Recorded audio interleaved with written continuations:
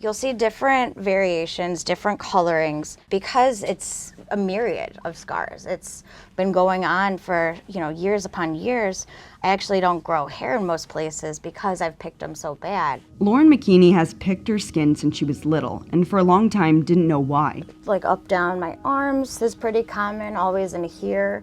Eventually, she finally got an answer: dermatillomania. Also known as chronic skin picking, it's a mental illness that's related to obsessive compulsive disorder. In dermatillomania, or skin picking disorder, the goal is accomplishment. When you feel that foreign, perceived imperfection that shouldn't be there,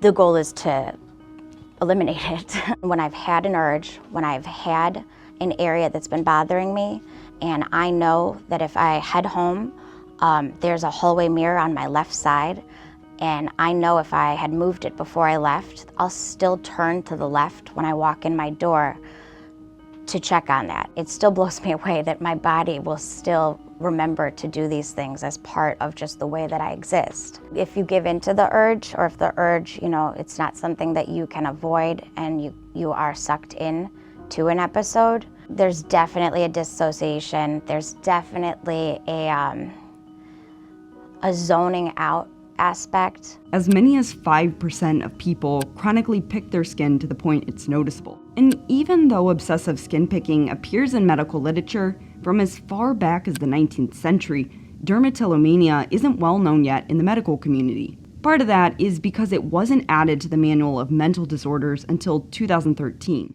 It's stigmatized as a mental illness, sure, but it's stigmatized in a stigmatized community. When you have dermatillomania, this isn't like you're maybe flicked off a scab or popped a zit or picked off a cuticle.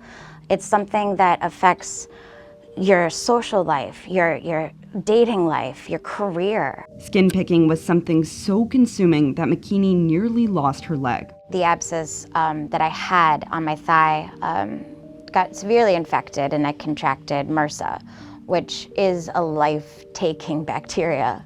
And I ended up having 8 inches of my thigh cut out, a vacuum put into my thigh that I wore like a purse 24/7. I was in a wheelchair, then a walker, then physical therapy. Even though not all dermatillomania cases can be as severe, I want people to know that story, to not be ashamed if they have something that's infected, that they are afraid to go get checked out. That infection helped her find an official diagnosis. Now she's embracing her dermatillomania and started a nonprofit. I'd like to think that I am a thriving, intelligent, awesome woman, but when you're in that episode and you're stuck and sucked in, there's no worse feeling of defeat. I think even in running this nonprofit and trying to change the experience for other people who suffer with this, that's been one of my biggest hurdles to get over, is that I am still allowed to help others, even though I'm still struggling with it. Picking Me Foundation is the only nonprofit in the world like it. Honestly, I see it as a form of self-love. And I think it's because after spending 2 decades doing everything to make you not look too close or not ask too many questions, I really hampered and thwarted any self-growth. Even though I'm totally consumed by the disorder and in a helping way now and in a managing way now, what it's allowed me to do is meet myself as this advocate. The organization holds a variety of programs, including art therapy and social media campaigns. She's also teaching dermatologists about the disorder. Dermatillomania doesn't have a cure, but there are ways to help manage it. So certain things like, the popper. Some of the small ones I carry in my pocket, lines at a grocery store.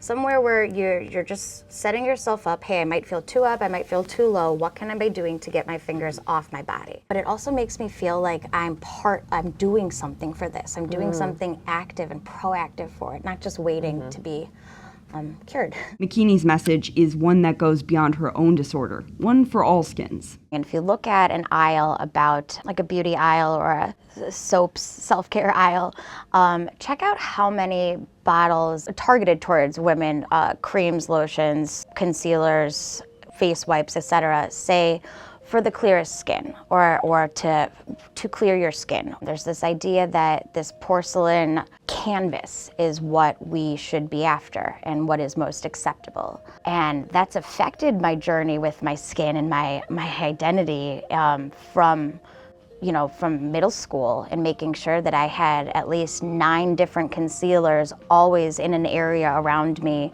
just in case something happened. I could quickly cover it up and make the skin clear again, so that it was easier for people to handle looking at me, I guess. But now,